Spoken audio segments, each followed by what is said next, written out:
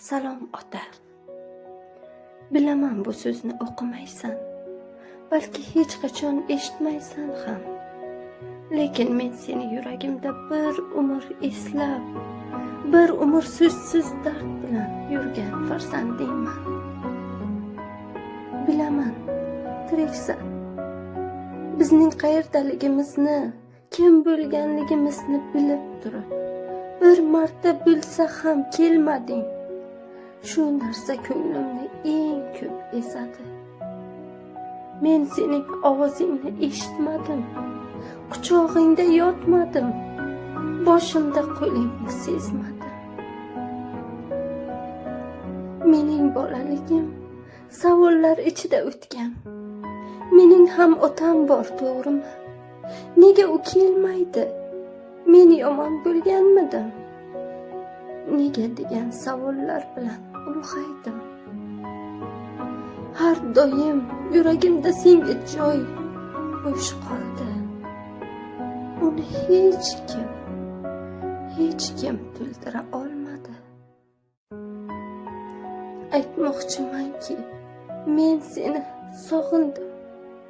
Seni bilmay turib, ko'rmay turib sog'indim.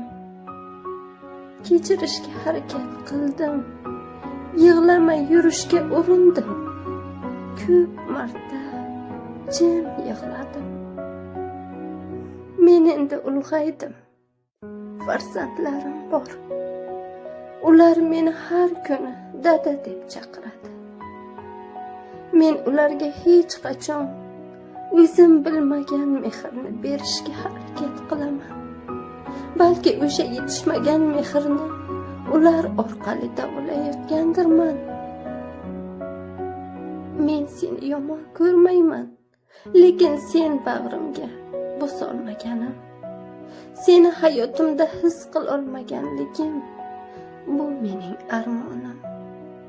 Va bu armon meni tark etmaydi. U yuragimda sukunatda yig'lab yashaydi. Lekin sen bilgin, men hali ham odamman.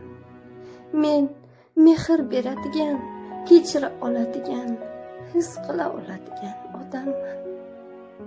Sen tirikligingda kelmading. Balki hech qachon kelmassan.